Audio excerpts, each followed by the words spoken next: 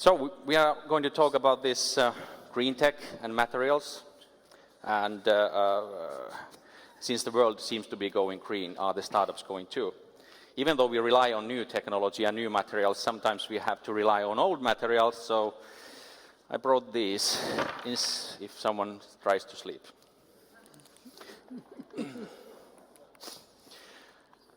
So, this is a bit challenging topic because it's quite broad, actually. We all are using all kinds of materials and we don't even know it. But we could start a small introduction. I'm Jukka Järvinen, and I'm been involved with batteries and electric vehicles for the past 11, 12 years, and founded some companies and sold them away. This is pretty on the topic, how to utilize new materials in new ways. But I'll ask from the panelists, and Lassi could start, introduction about yourself and how do you think about the topic itself. So like Jukka said, my name is Lassi Noponen. I'm the chairman of Cleantech Invest, which is a venture investment fund in Finland. I have background in this space from the turn of the millennium. I started my first investment company in 2000, invested in 12 companies, and then we exited all of them, and now we started the second fund 3 years ago. We are invested in 9 companies, and we are focused on, well, clean tech is in the name of the company, but we are thinking of changing that to something that's called clean future. Clean future, because we think that the term clean tech has a little bit been inflated, and what really is the key is energy and materials efficiency, and that's my take on clean or green. Okay, thank you. Lauri. Hello, everyone. My name is Lauri Tammiste. I'm the director for energy and green economy at the Estonian Development Fund. What we do at the Estonian Development Fund is we have the investment arm. We do early stage technology investments, venture capital. One of the biggest investors in early stage technology companies in Estonia. And on the other hand, also we do foresight. So my main responsibility is to really look what's going on in the world, what are the important trends, how to respond, how to develop capacities in Estonian companies to respond to these trends. Prior to this, I also spent 7 years at the Ministry of Economy at various positions, latest of which was I was the director of Energy Department responsible for national energy policy, and also as a chairman of National Grid Company Supervisory Board for also strategic investments into the grid. But all of these energy policy questions, they were rather about the deployment of already existing technologies and looking a little bit to the future, how the energy policy should change and what kind of technologies are impacting the important possible choices there. But now we are at the development fund rather looking more to the future. And I fully agree, I think, with Lassi that really to talk about green tech, clean tech, usually you lose the interest of many people because it's too fuzzy. So I also like to talk rather about resource efficient business models and resource efficient, let's say, economic structures. These are kind of key issues. Okay, thanks. I won't say too much about my background. Most of you have heard a little bit about it this morning. Just a little bit specifically to the clean technology. I started my interest in energy-related and green and clean-related technologies, I would say in the late 90s when I was working at Lawrence Livermore National Laboratory, which is a Department of Energy laboratory in the U.S. And from there, I've been working with a whole variety of companies, startup companies and larger companies in the energy and environmental technologies related fields. And it's interesting, actually, in terms of how do I think about green and clean tech. I agree it's a fairly overused term. It happens to be a convenient label, but it's a fairly overused term, and it's well worth, if someone uses that term, digging a little bit deeper and exploring what angle are they really coming at it from, and is that something, and I think we'll talk a little bit about sort of the green, does it mean anything? Is there greenwashing, as we say, or what kinds of technologies are involved, or is it really something new and different? So I like to think about that as I think about the whole concept of green. Okay, so it seems that we are agreeing already on this basic thing that there are too many fuzzy things around the green and clean. How many of the audience thinks that the clean tech is a bit vague? You can raise your hands. It's not clear to everyone what clean tech or green tech is. Yeah. So it is a pretty odd animal, and I think it's pretty weird that to determine one word you need 2 A4 pages to tell what it is. So we come to the topic back again. What is green? And maybe this whole discussion about startups going green is the question: is that are these startups going just for the greenwash, or are we actually doing something good? So is it just a matter of perspective or marketing that this green tech and clean tech is being used? What do you think? There's an awful lot of marketing going on out there. For sure. Which is not to say that marketing's bad, and which is not to say that that's all there is. But it really, if companies are talking about how green they are, or their products are, their technologies are, I think it's well worth asking questions of what does that really mean. I think that puts consumers in a difficult position, because I think it's often difficult to understand what are the questions that should even be asked.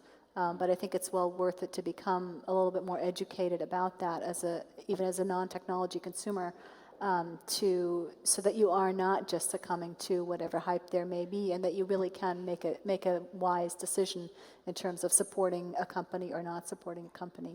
Having said that, in terms of green, should startups be going green and all those kinds of things, I actually, my own personal vision is that I would like to see it become a completely meaningless term, in the sense that a lot of the kinds of things that we might want to be doing as businesses or even as individuals, I would like to see us get to the point where those simply become integrated into, that's just how you do business. So whatever aspects of sustainable growth or energy efficiency or resource efficiency you might do, I would like to get to the point where that's just what you do because it makes sense, and that we can dispense with even needing to label it something special. I fully agree with that. That should be the end state, that we have really sustainable business models, and that's the only business models that we have.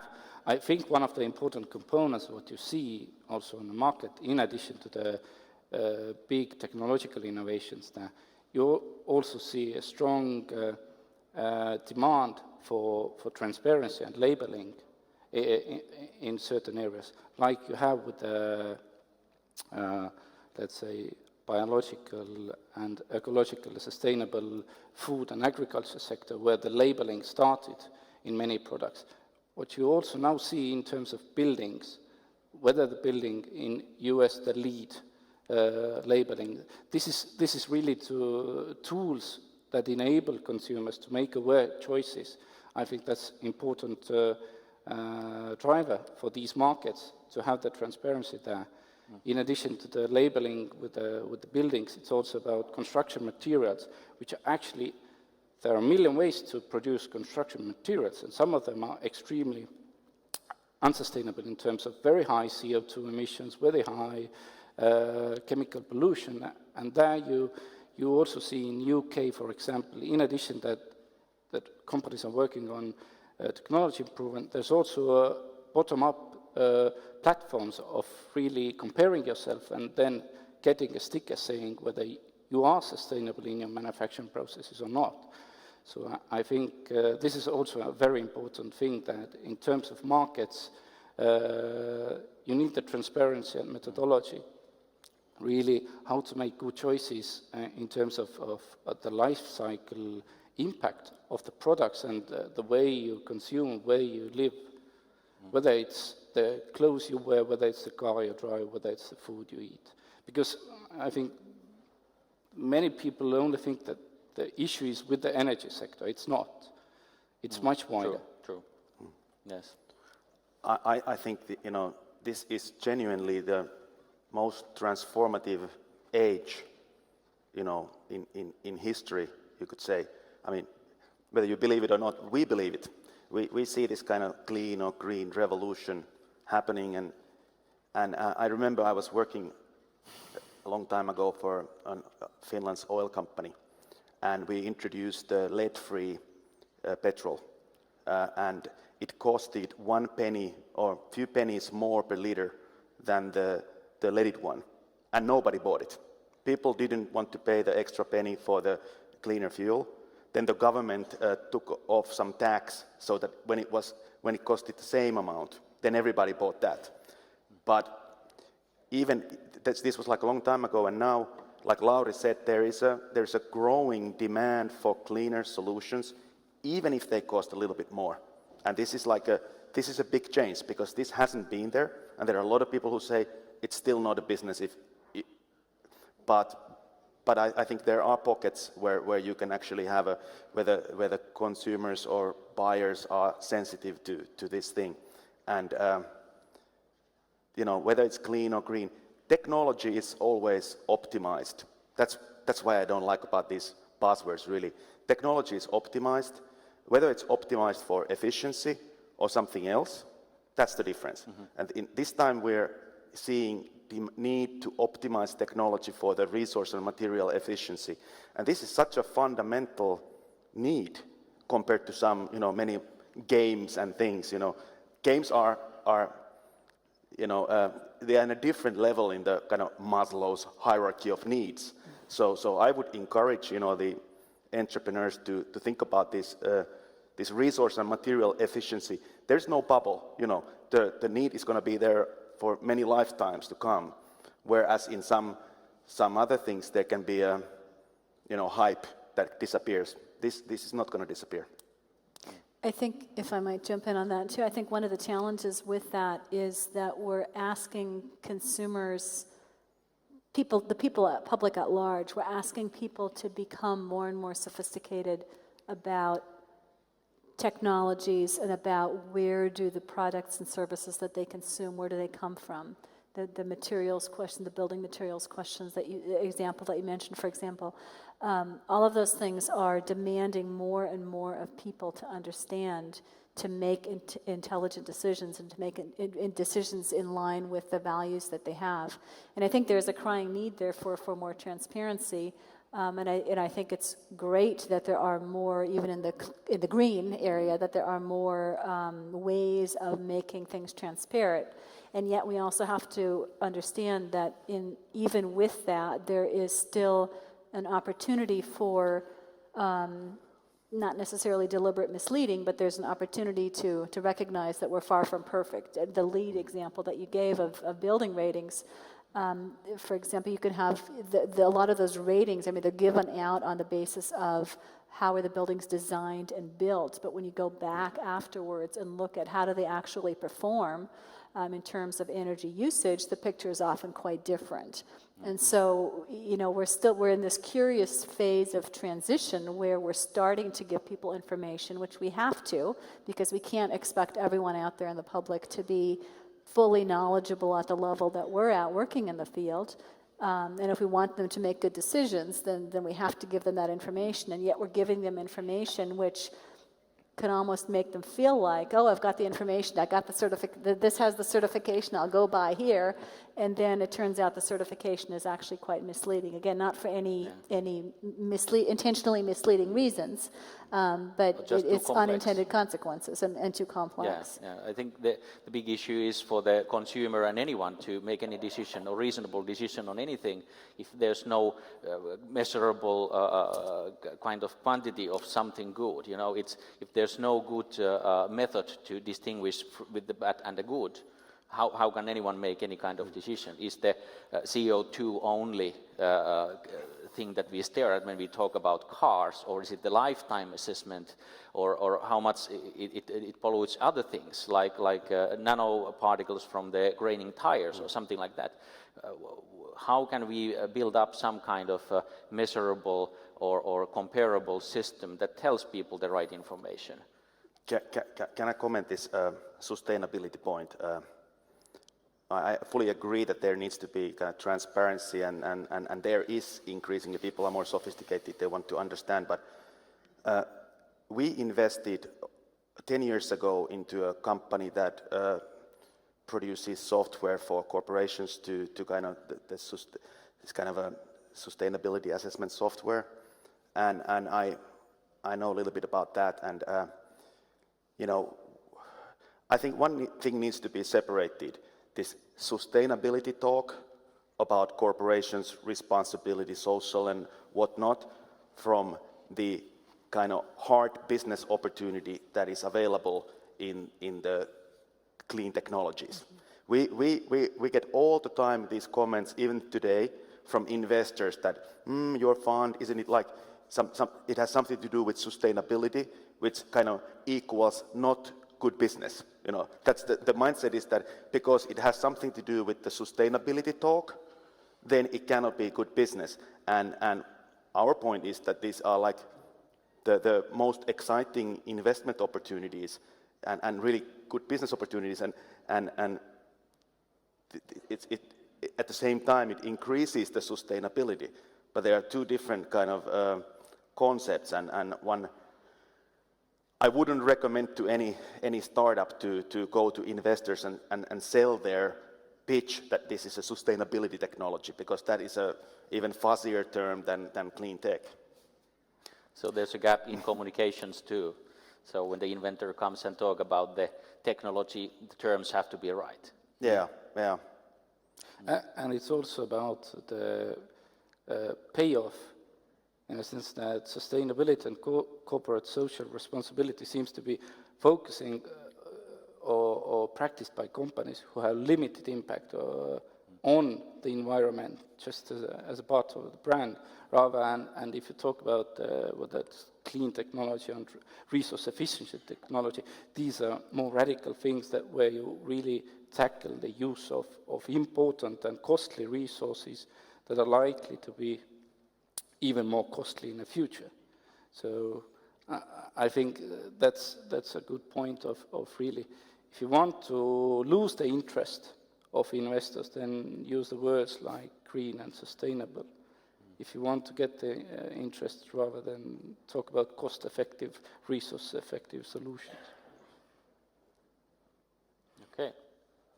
Yeah, there's all talking about the green and clean and everything. It's during the previous panel discussion, there was a question about the money division, how the money is divided between different kind of technologies, and how it seems that these megatrends like green tech and clean tech are scooping all the money, and the real innovations don't get anything. And I don't think there's a, or do you think there's a reason to be jealous?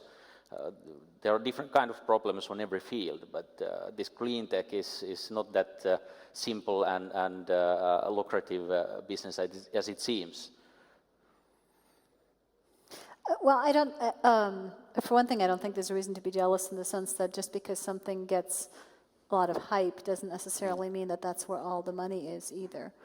So, for example, in this sector that we're talking about, one example that comes to my mind is we talk in the U.S., for example, an awful lot about solar and about photovoltaics. But if you look at the actual numbers of how much energy is generated from that, it's pretty small relative to other sources. And so you really, and yet if you just heard it, and I hear this a lot when I talk to people in different European countries, they hear a lot about the hype and they hear a lot about the buzz, and so they assume the numbers have to be gigantic as a result. And when you actually look at the data, it's quite different. So this jealousy question, I think, really has to be, you have to look at the hard data too, and not just how much do you hear about something. Yeah, well, that kind of leads to the next question, that since there's a lot of hype and talk about these new innovations, all the news wires are full of new materials, some marvelous invention and so on, how much of it is just pure BS? You know, nicely put. How much there is wrong information available from the news wires today? What are you feeling? This is a feeling question. There is a lot of information. The good thing is that in the world, all the information is there. You just have to be smart and figure out what is right information and what is BS, like you said. I mean, there's a lot of that too. But what this is about is that like you had some stones there. Is that right? Correct. I believe so. Yeah. So the Stone Age didn't come to an end because we ran out of stones. So if you have to believe in innovation. Otherwise, you can just quit doing anything. Really, we have to believe. That yeah. Really, again, there's a lot of hype, but again, what you have to ask yourself: do you think the energy demand will grow? I would say yes. Do you think the demand for different metals, minerals will grow? I think yes. Do you think the demand for food globally will grow? Yes, probably, which will also bring along the demand for water and so on. So I think these are very fundamental, obvious trends. So any technology that is helping to solve the energy need, any technology that is helping to ensure better access to water, more efficient use of water, or more efficient farming with less resources. I mean, you're bound to go in a right direction.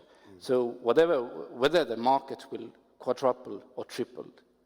My friend, he founded one of the hottest, let's say, IT companies now, talked about TransferWise, which is doing the exchange and cutting out the middleman in terms of banks. I was asking him about markets and things. He said, I don't care. I don't have to know what's the actual size of the market, how many trillions or billions. For me, it's enough to get the first 500 million. So again, in this sense, it doesn't matter actually if the Indian market for let's say, power technologies will be $783 million. It's obvious that it's going to grow. And if you can solve these problems, I think there's lots of opportunity to make money on these investments. But it seems that the whole kind of newswire feed and everything, it's become so hectic that the filtering is actually now on the receiver side. Everyone has to educate themselves to even understand what the news text contains. And that kind of, since we are on the market to get more money, all the startups, they're trying to find new ways to get financing. It seems that there's a lot of bold statements out there that are really forward-looking statements. And do you think that this is actually harmful for the startups because there's too much wrong information and everyone are kind of trying to stick out and being better than the other ones? Is the competition healthy at the moment? I think it's actually a really nuanced question because it is even beyond the question of is there too much hype, is there too much, how did you put it? You had a nice phrase for it. Forward-looking statements. Yeah, forward-looking statements, yeah. I took that to mean a stretch. Even beyond that question, particularly when you think about it from the context of startups looking for funding, there's a huge cultural thing layered on top of that. So what I'm reminded of here is that there is a big cultural difference in how you talk about things and how you're expected to talk about things that I see in different countries within Europe, for example, and within not just the United States, but within Silicon Valley in particular. And in Silicon Valley, there is for those of you who've been there and who've talked to venture capitalists, who've talked to entrepreneurs, who've really been part of that culture, you know that there's a certain brashness, even arrogance, is how many people interpret it, which is just part of the culture, and that's just part of who you are and how you're expected to be there. And I find that often there's a mismatch when people come from cultures where that's not considered acceptable behavior, where that might even be considered, boy, why is this person so boastful? Why is this person putting himself or putting herself out there so much and making these statements, what you think, okay, that's really stretching things. And then you put them into a culture like the Silicon Valley culture, where that sort of energy and that sort of course we're the best at whatever it is that we're doing, is just considered part of the norm. You have to look at your question really from which context are we operating in point of view. Because if you take someone from a culture where that's not the norm, and you put them here and they behave in their normal, well, I'm sticking to exactly what my current reality is, and that's how I present myself. The assumption is on the receiving end of that, where people are used to the big, bold statements, and when they hear those, they automatically mentally cut them down. And if you're already starting with something which is you're trying to shy away from being too boastful or whatever, then the person hearing that in that culture is going to cut that down even further and assume that you have nothing interesting to offer. And so there's a real, I think it's a little bit of a problem, but you have to recognize that even in answering and thinking about the question, it's very heavily dependent on which context you're operating in and where you're making those kinds of statements. And you have to kind of gauge according to who are you talking to and how are they expecting you to behave. I think it's unfortunately true in the sense that in some sense, the kind of the technical scientist engineer part of me wants to say, wouldn't it be nice if we could all just be very, this is the way it is and that's what we're sticking to, but that's simply not how the world works. So context is hugely dependent in answering that question. Yeah. I would, maybe we could look at this kind of hype or no hype from a kind of an investor perspective. I think that there's a universal truth that there are much more good ideas and technologies than good entrepreneurs. This is probably just a kind of a fact we cannot change. And what makes a good entrepreneur, one of these things is self-confidence and belief in what you're doing. And this is like what you mentioned, that you have to have certain hype believing in what you're doing, and that's a good thing. Then what the media writes and the newswire, all this is some of this kind of buzz that is there, but it shouldn't really affect your doing very much if you are the entrepreneur. You should focus on what you're doing and believe in that, and in a way be hyped about it. And it's what Karin said about this Silicon Valley. It's interesting. We've taken some of our companies there and some of the good ones too. And it clearly is that they are not, from the California point of view, these entrepreneurs strike the investors at not so excited about their own thing because of the cultural difference. But it's just a fact of life. If you want to be successful, you have to be able to manage that too. If you want to raise money from California, then you have to study, learn the ropes, how you have to behave there and do that. Yeah.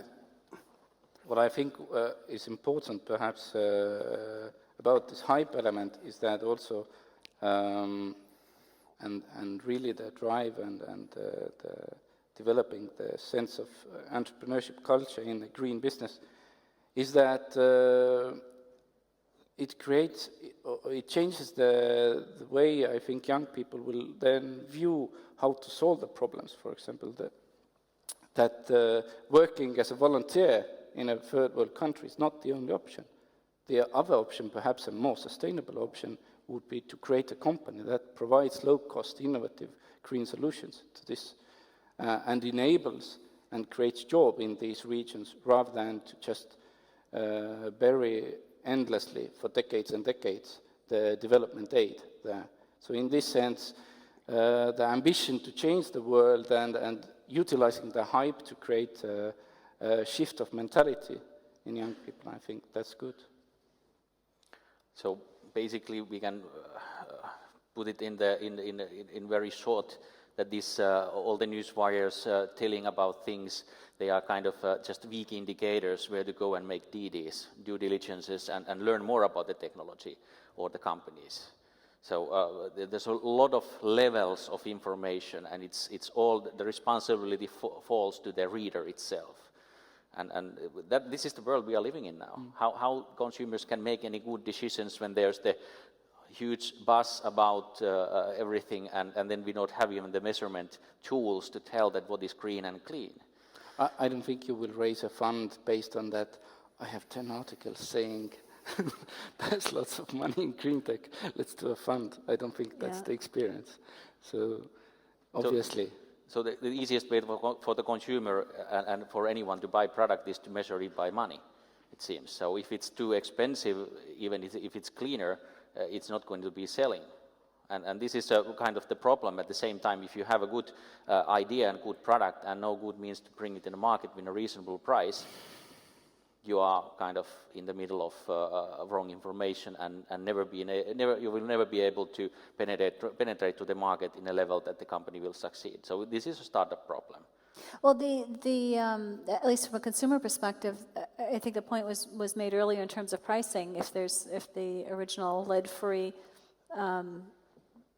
fuel was a penny more, then no one bought it, but then it was brought down by government reduction in taxes. I think that has been the truth in a lot of cases, and is even still the truth in a lot of cases now, but I think partially that's also been shown to be combated or changed when you provide people with more information about the kinds of choices they can make. Sometimes they are willing, in fact, to pay a higher price for things that matter to them along other metrics.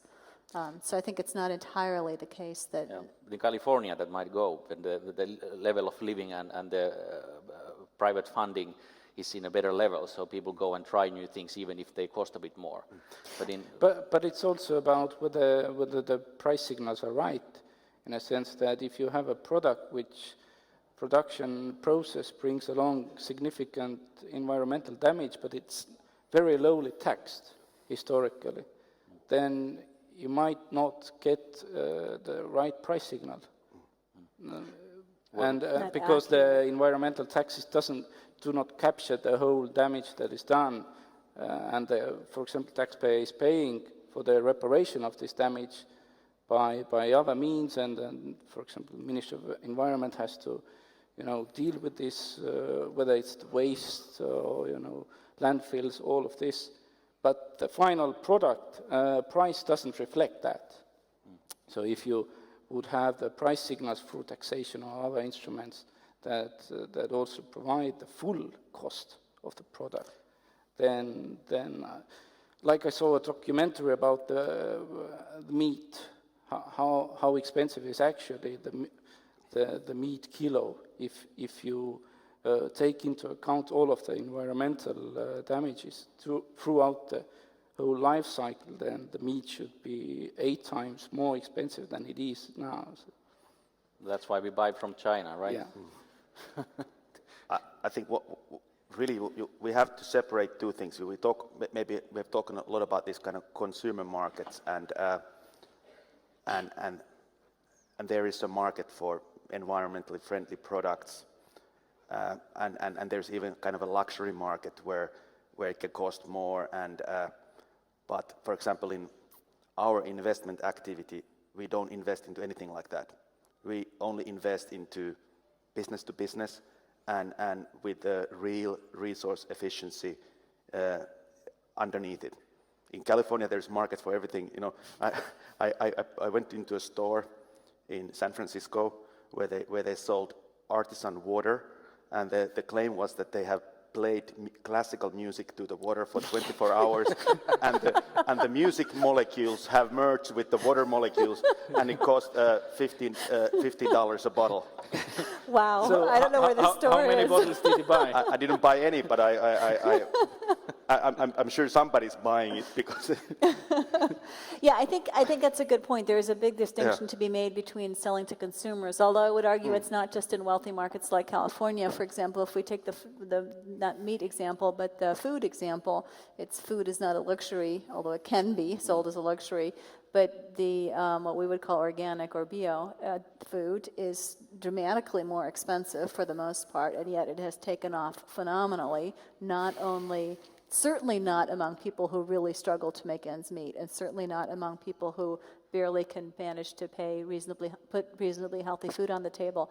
But it has also dramatically taken off as a huge trend in food. So I think there is that counterpoint to it not only being really niche markets where people have lots of disposable income. However, I would completely agree that if we're talking about anything that relates to business sales, there's just simply no room in those business models, and why should there be for paying more for something just because it is good? I mean, if there isn't some kind of a fundamental business reason that makes financial sense, you don't have a business model to sell to them.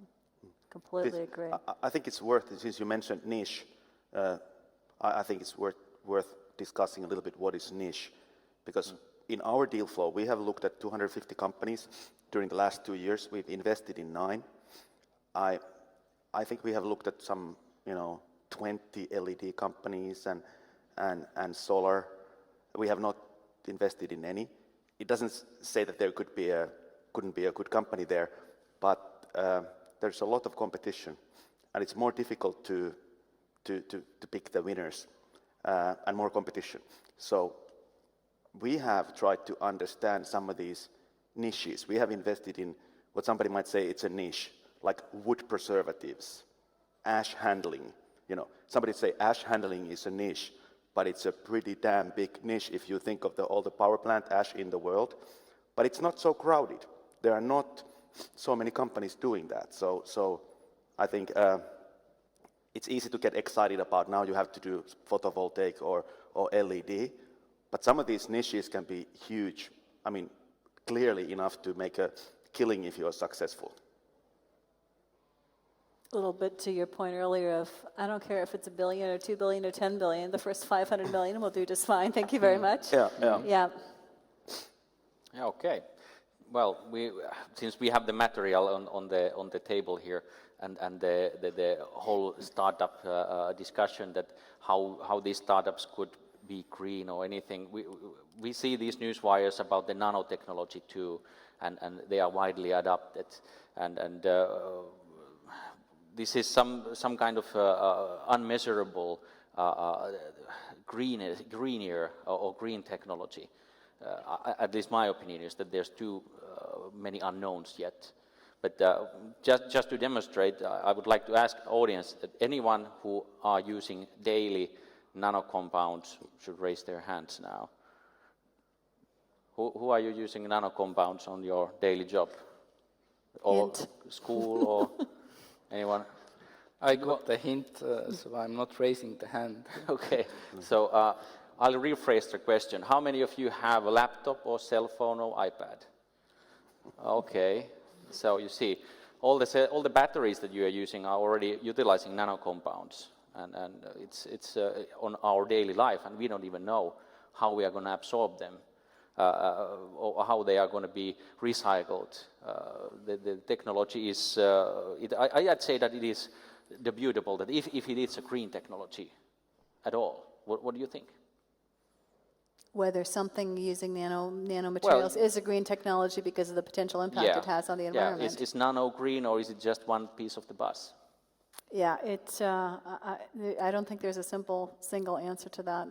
Is the cop-out answer. I think you're right. I don't know that it's unmeasurable, but it's certainly unmeasured.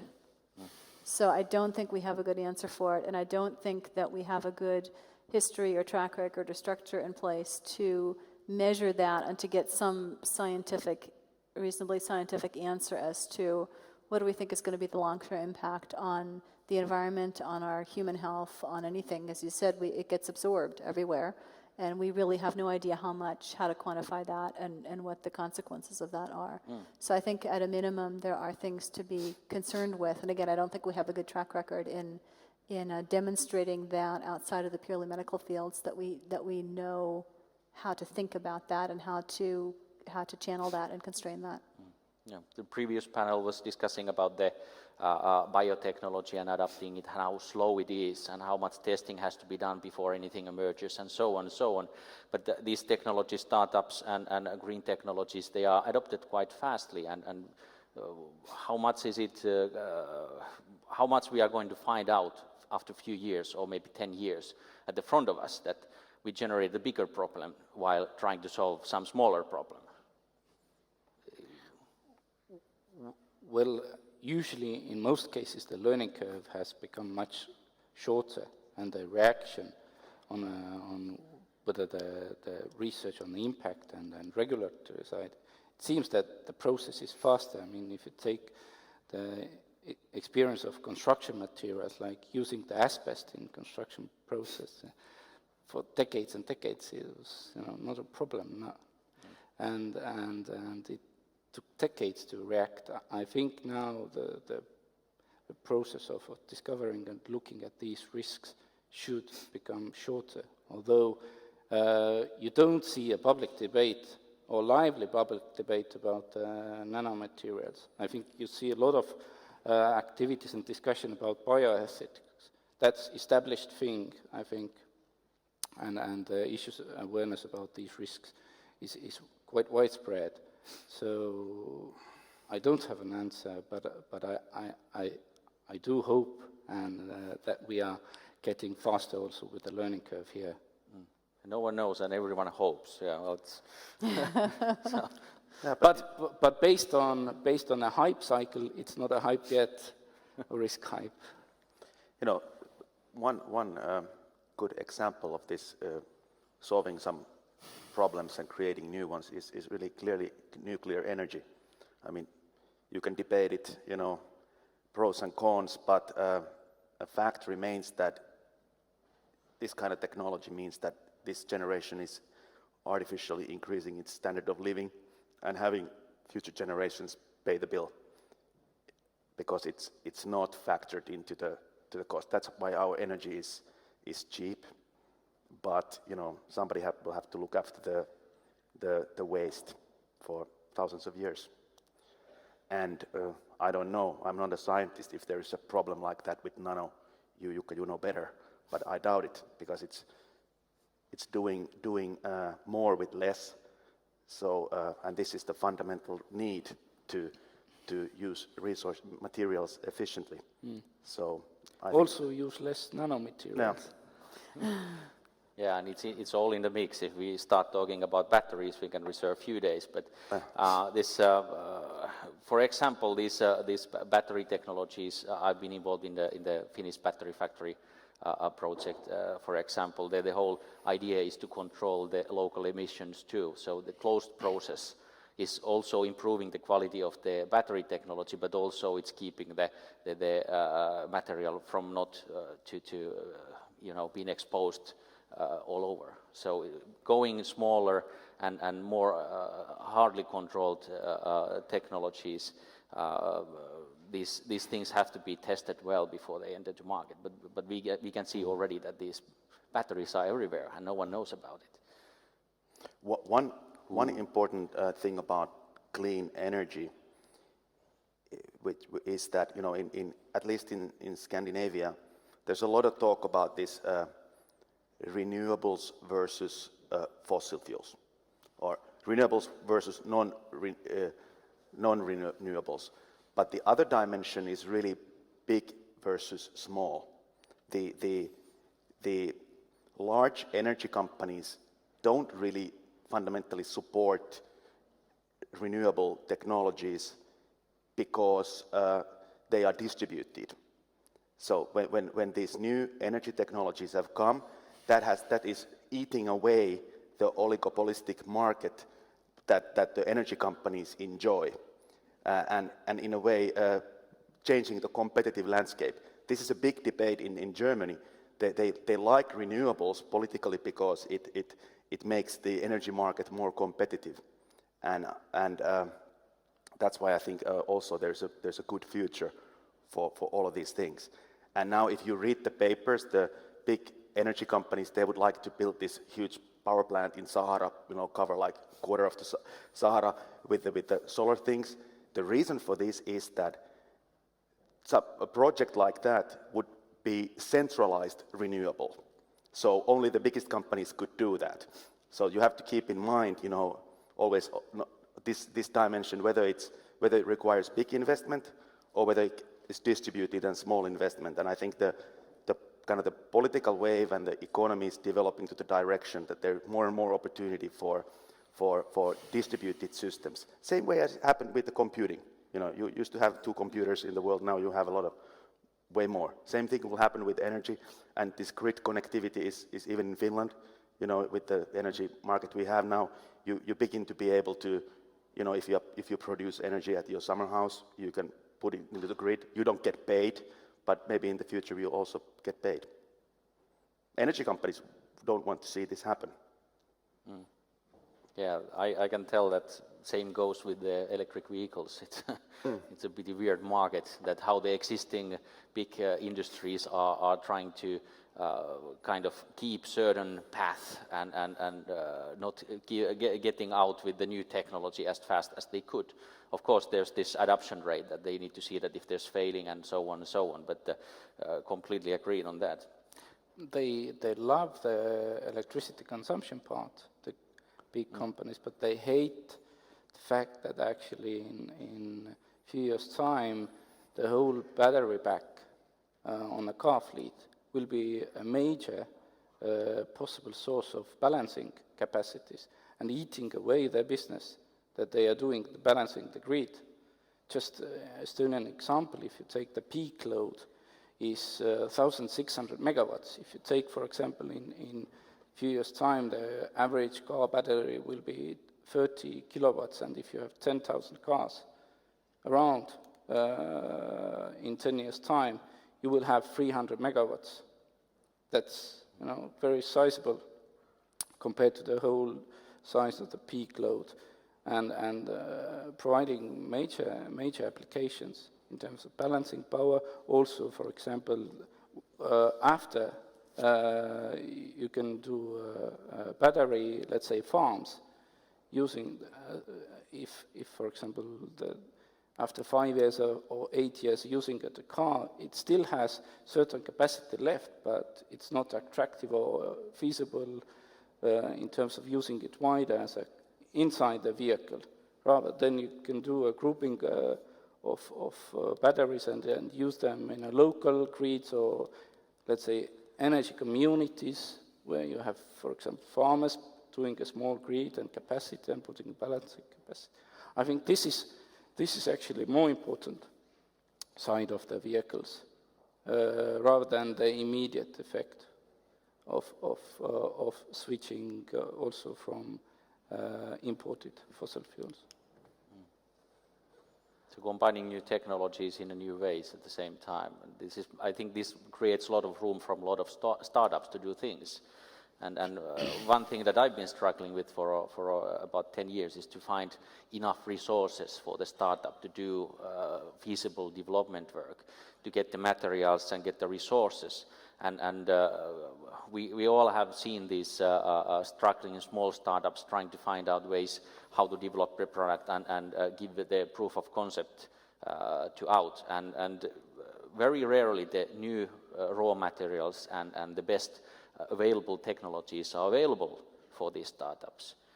Is this preventing the startups going forward faster, or is it just about getting to the right incubator? How do you think that the never-ending problem with the chicken egg issue with the startups is going to be solved with these material problems? How to get new materials faster in use for development and testing before going to products? Do you have any? Well, trying to explain. I have one recommendation. I don't know if it totally answers that, but if you are a small company developing a new material, try to get a customer as early on as possible. Because customer that is paying something or using your material, testing or piloting or anything, because I think that the venture investors, if you want to raise money then later on, increasingly look at, you know, customers to make their due diligence. So in a way, if I'm an investor and this company already has an industrial customer, I can really count on that quite a lot, that they have done their homework, that this material is something that they can use and it's viable and this and that. So that is in a way, that is one way to get your chicken and egg situation solved. I mean, it's easier said than done. But Different chicken and a different egg. yeah. I think it was hard to ask. Hey guys, should we ask maybe a couple of questions from the audience because Sure. the time is running out? There is a that's question there. Sold.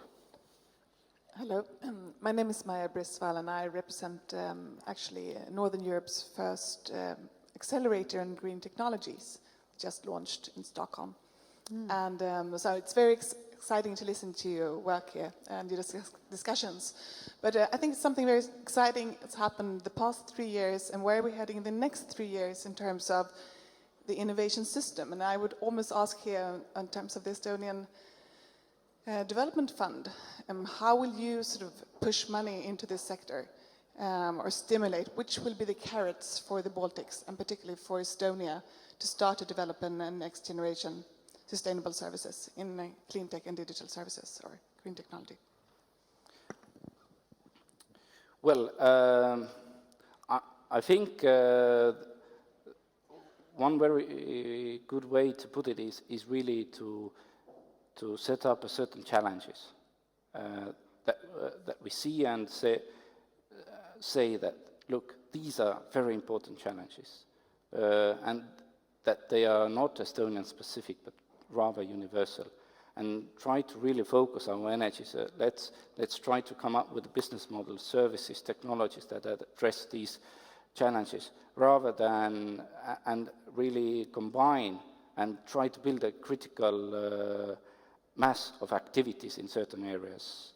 I mean, we are tiny, the whole region is tiny, obviously the concentration and focusing and building in critical mass is important, like what has happened in IT, where you have now a certain kind of working ecosystem that is self-sustaining or creating momentum and growing based on the activities there. I think we need similar approach in the clean tech area that, for example, what I was saying, the area of for example, smart and houses or green buildings. I think you have lots of companies who are already doing something in these areas. It's the market in Europe is growing for and need for integrating IT, construction material technologies, all innovative technologies into new and exciting solutions. It's a growing thing, and I think there's certain elements in Estonia there.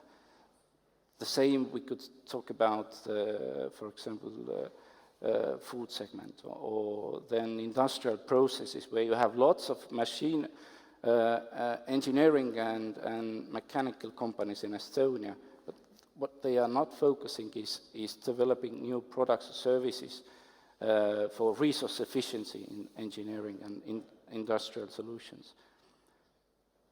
I think Estonia is in a really good situation because first of all, it's small, and you can easily, I suppose, influence the policy. So I think you should select the niches where you want to be world leaders, and then you should, keep that in mind with everything you do policy-wise, and that would be a good strategy. Hey, I actually have one question to Jukka, because you were asking all the questions all the time. So here's one for you. You say that you have been working with batteries and in battery industry for last 10 years. So I come from a mobile software engineering, so I'm more like a mobile guy. Do you have any idea, or is there any foreseeable future when the battery technology as such will be revolutionized in a way that our current capacities will be at least multiplied by 10 or 100, so our really nice phones would run not 1 or 2 days, but maybe 10 or 20? Well, I'd say that the battery technology itself already has these technologies to give that 1 year on time for the cell phone, but they are not chargeable. You can drain the power once, but you cannot. Maybe you have a disposable battery in the same way. But these technologies, they are not viable in commercial ways yet for a while. And they're not green as well, or are they? They are not that green either, I think so. But I believe that on the cell phone markets and laptop markets, I think there will be more or less other innovations that will help you to get that on time, maybe wireless transfer of energy or something like that. Yeah, Doing yeah, something like that. exactly. Anyway, thank you guys, because we have run out of the time and we have to put the next panel on. Thank you guys for coming and for the interesting conversation. And hereby, I would invite you to give them a big applause. Thank you.